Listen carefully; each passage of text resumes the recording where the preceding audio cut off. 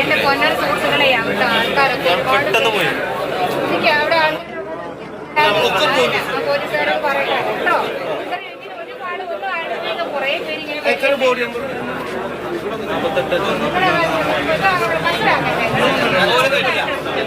നിലമ്പൂർ ആശുപത്രിയിൽ നിന്നുള്ള കാഴ്ചകളാണ് കാണുന്നത്. അവരുടെ പ്രിയപ്പെട്ടവരുടെ ഫോട്ടോകളുമായി എത്തി അതൊന്ന് ഐഡന്റിഫൈ ചെയ്യാൻ കഴിയും, തിരിച്ചറിയാൻ കഴിയുമെന്ന് ശ്രമിക്കുന്ന മനുഷ്യരുടെ സഹായാവസ്ഥയാണ് നമ്മൾ കാണുന്നത്.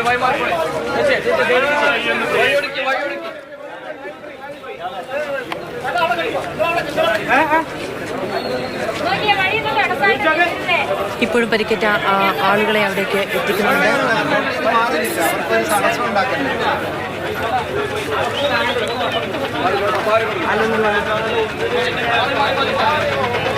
നിലമ്പൂർ ആശുപത്രിയിൽ നിന്ന് ലിഷോയ് ചേരുകയാണ്. കൂടുതൽ വിവരങ്ങൾ ലിഷോയ് 57 പേരുടെ മൃതദേഹങ്ങൾ അവിടേക്ക് എത്തിച്ചിട്ടുണ്ട് എന്ന വിവരം ഇപ്പോൾ പുറത്തു വന്നിട്ടുണ്ട്. ധാരാളം ആളുകൾ അവിടേക്ക് എത്തുന്നുണ്ട് അല്ലെ? പ്രിയപ്പെട്ടവരുടെ ചിത്രങ്ങളുമൊക്കെയായി അവിടെ വന്ന് തിരിച്ചറിയാനുള്ള ശ്രമം നടത്തുന്നു.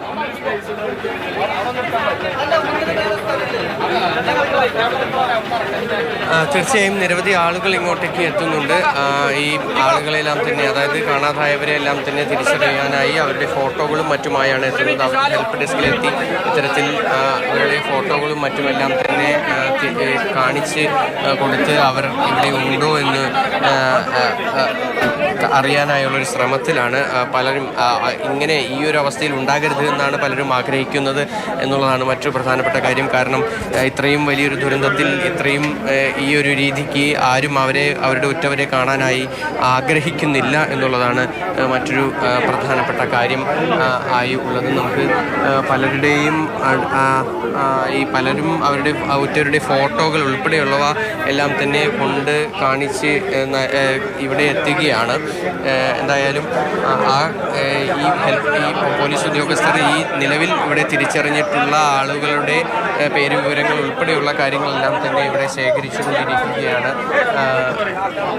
എന്തായാലും ഈ നിലമ്പൂർ ആശുപത്രിയിൽ വളരെ ഒരു ദയനീയമായൊരു കാഴ്ച തന്നെയാണ് നമുക്ക് കാണാൻ സാധിക്കുന്നത്. ആരെങ്കിലും കാണാനായിട്ടുണ്ട്? ഞാൻ ചൂരൽമല പള്ളിയിലെ വികാരിയച്ഛനാണ്. എൻ്റെ പള്ളിയുടെ ചുറ്റുപാടുമുള്ള ആൾക്കാരുണ്ട്. അപ്പോൾ കുറച്ച് പേരുടെ ഫോട്ടോ എനിക്ക്, എൻ്റെ പള്ളിക്കാരല്ല, കുറച്ച് പേരുടെ ഫോട്ടോ ഇട്ടിട്ടുണ്ട്. അപ്പോൾ 5 പേരുണ്ടായിരുന്ന ഒരു വീട്ടിലെ 5 പേര് മിസ്സായി. അതിൽ 2 പേരുടെ മാത്രം ബോഡി കിട്ടി. അപ്പോൾ ബാക്കിയുള്ളവരുടെ ആരുടെയെങ്കിലും കിട്ടുമോ എന്നറിയാൻ വേണ്ടിയിട്ട് ഇവിടെ വന്ന് നിൽക്കുവാണ് ഞാൻ. അവർ 18 പേരുടെ കാണിച്ചു. ഈ 57 ബോഡി കൊണ്ടുവന്നതിൽ 18 പേരുടെ മാത്രമേ ഉള്ളൂ എന്തെങ്കിലും ഐഡൻറ്റിഫൈ ചെയ്യാൻ പറ്റുന്നത്. ബാക്കി ഭാഗിക ഭാഗങ്ങളാണ്.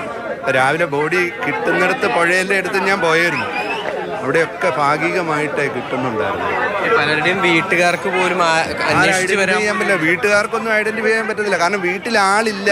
ഈ ആള് എങ്ങനെയാണ്, ആരാണ്, എവിടെ പോയിരിക്കുന്നതെന്ന് പറഞ്ഞു തരാൻ പോലും ആളില്ല. ഇപ്പം കോഴിക്കോടുള്ള ഫാമിലിയിൽ നിന്ന് കല്യാണം കഴിച്ചുകൊണ്ട് വന്നേക്കുന്ന ഒരാളവിടെ ഉണ്ടായിരുന്നു. ആ കൊച്ചിൻ്റെ ബന്ധുക്കളാണ് എന്നെ വിളിച്ചു പറയുന്നത്.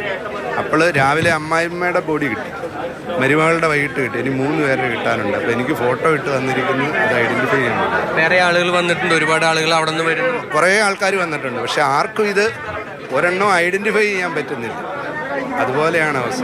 എല്ലാവരും ആ ഭാഗത്തു നിന്നുള്ളവർ തന്നെയാണ് അവിടെ വന്നിട്ടുള്ളത്? അല്ല, ആ ഭാഗത്തു നിന്നുള്ളവരൊന്നും തന്നെയല്ല, ബാക്കി പല ഭാഗത്തു നിന്നുള്ളവർ വന്നിട്ടുണ്ട്. ഈ മോർച്ചറി പ്രൊവൈഡ് ചെയ്യുന്നവരുണ്ട്. അവിടെ നിന്നുള്ളത് കുറച്ച് പേര്. കാരണം അവിടെ നിന്ന് ഇങ്ങോട്ട് വരാനുള്ള സൗകര്യം കുറവായതുകൊണ്ടാണ് പലരും എനിക്കിട്ട് തന്നത്. അതാണ്. എൻ്റെ പള്ളി അവിടെ ഉണ്ട്. പള്ളിയുടെ സൈഡെല്ലാം കുറേ ഇടിഞ്ഞ് അങ്ങനെ കുറേ നാശനഷ്ടം. അത് പിന്നെ ആളപായം ഇല്ലാത്ത കാരണം പ്രശ്നമില്ല.